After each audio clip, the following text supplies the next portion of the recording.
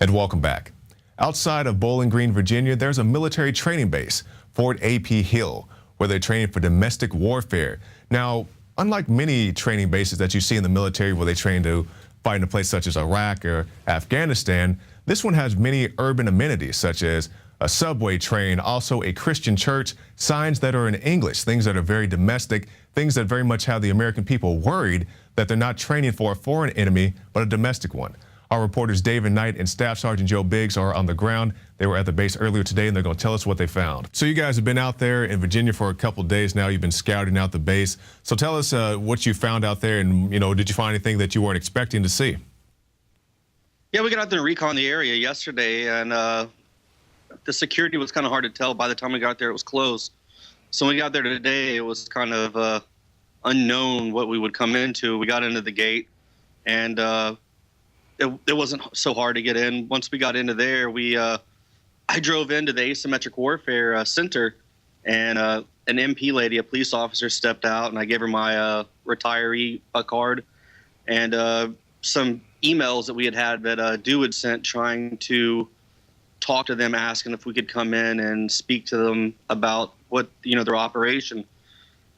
And the lady just kind of, I don't know. I mean, I was like, this is my right to be here. And I went back and talked to her. I left the car and they let me go in. I mean, they opened the gate and she was just like, drive around, do whatever. So we got in there, and let me tell you, I mean, it's an extravagant area. I mean, you can tell that money was spent well.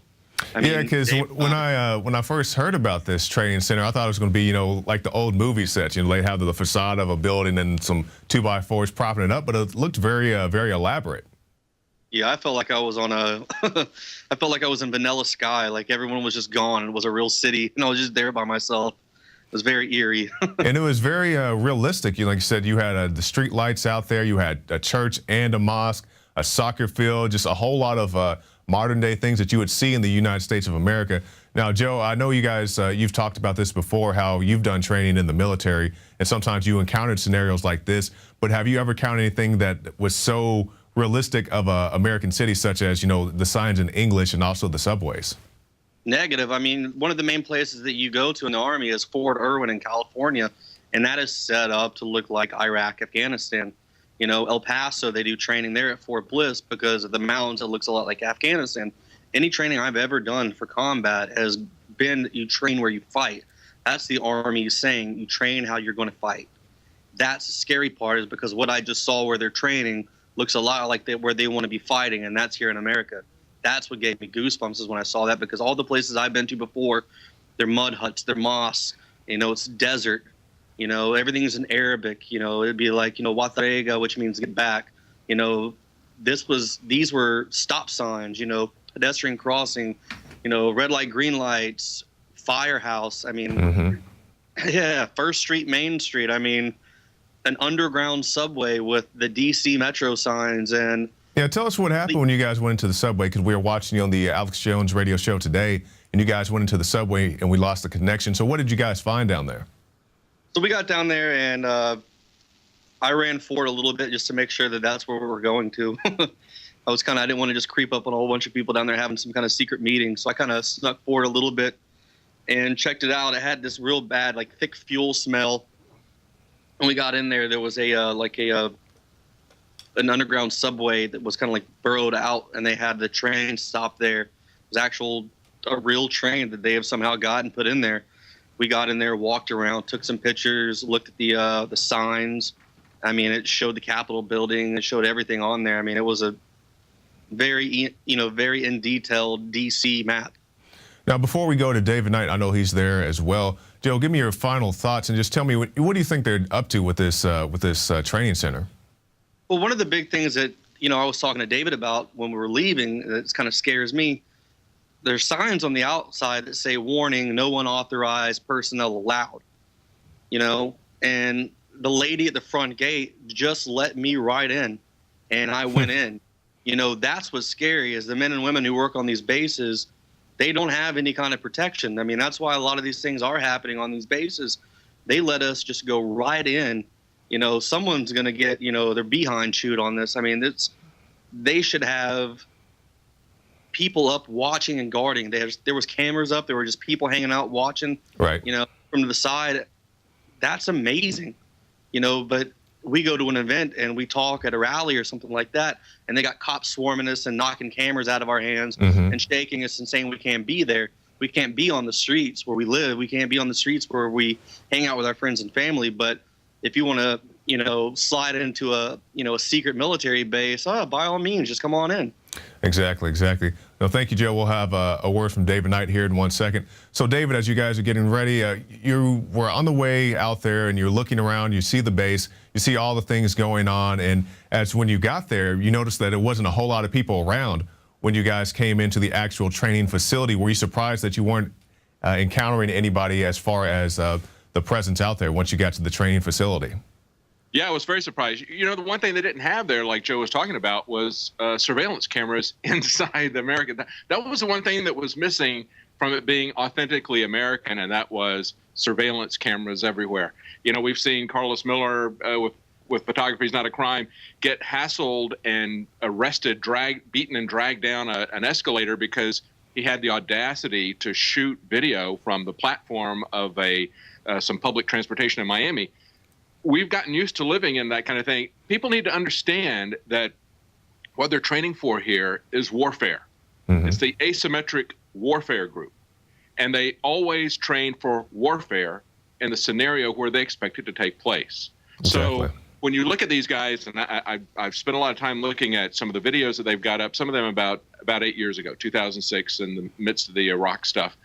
And these guys are talking about what's going on with insurgents in Iraq at the time. And the way that they're profiling these people, they're saying it's not about the Muslims. It's about the people who are aware, the people who have above average IQ, who are awake, who understand that their dignity is being taken from them. They perceive rightfully or wrongfully that they're being dominated, that their freedoms are being lost, that they don't have any control over their self-determination. Jakari, that's the reason why they're looking at the Tea Party. If you look at what the asymmetric warfare group is talking about, it's not about the religion. The religion is an important framework, and it's an important underpinning. And that's why they look at Muslims as well as Christians, and we see a mosque as well as a church. Yeah, I was surprised to see that there actually was a mosque, because they kept saying that there was a mosque, but they never showed any pictures of the mosque. They only showed pictures of the church. Right. I don't know if they didn't want to offend the Muslims or what the deal was, but you know, the fact that they put a church there, as Joe said, he's never seen a Christian church, a small-town Christian church, anywhere in Iraq or Afghanistan. Now, David, I know you've been researching a lot of these urban warfare drills. I believe you did a special report a year or two ago documenting a lot of the helicopters and the military vehicles on the streets and so forth. So when you get to this base, does this all come full circle to you? Does it make sense that they have these helicopter drills and these military vehicle drills and all these other things going on around the states? Absolutely, Jakar. You know what's happening here in America, and we've talked about this many times for a long time at INFOWARS, we're seeing a paramilitary conglomeration under Homeland Security. We're seeing the military acting as police, acting with the police. We're seeing the police being militarized.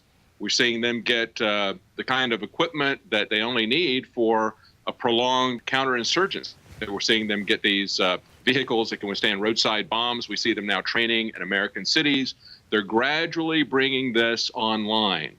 And that's what's very concerning about this. You know, when we looked at these urban warfare drills that were happening in Chicago and Miami and Galveston and Chicago, they were always saying, you know, the police and the military are going to be doing these drills, and don't worry, everything is just fine. Well, it's not just fine. It's not fine if the military is being used for police work. We have posse comitatus.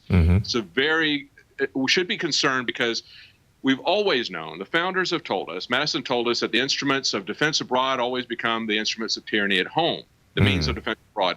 So, you know, that's what's going to happen. We now have a permanent standing army, and they're doing the sorts of things that permanent standing armies always do, and that is they eventually are used to subject the population.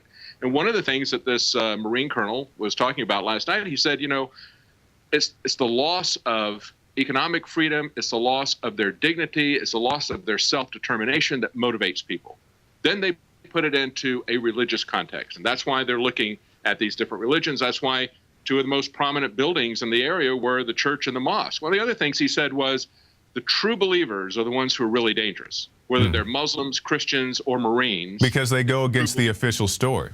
If you have your own morals and your own ability to quantify these things, then you go against the official narrative. Now, David, our time is short, so can you give us your final thoughts and also what you guys plan to do with the rest of the time you have out there? Well, we're going to try to talk to somebody there at the base tomorrow. We were surprised that they let us in to drive around, and I mean, we were there for a couple of hours at least, and nobody said anything to us. That was really surreal as well. But it was like going, as Joe was just saying, it was like Vanilla Sky or some apocalyptic movie. We expect the zombies to come out of the rooms pretty soon because it's like everything's dead. But we're going to go back and try to talk to somebody there, and want to ask them exactly what it is they're training for. I mean, we took pictures today, so we're going to try to go back and talk to someone tomorrow. All right, David Knight, Staff Sergeant Joe Biggs, thank you for your time. You guys be safe out there. Thank you. Bye-bye. All right, well, that's it for this edition of the INFOWARS Nightly News. If you'd like to find out more of what David and Joe are doing out there in Virginia, you can stop by prisonplanet.tv, get yourself a 15-day free trial. Like I said, you can keep up with their adventures. You can also get the Alex Jones Day Show, the rants, the special reports, all right there on prisonplanet.tv. Well, that's it for this edition of the INFOWARS Nightly News. I'm your host, Jakari Jackson, and we'll see you again tomorrow night.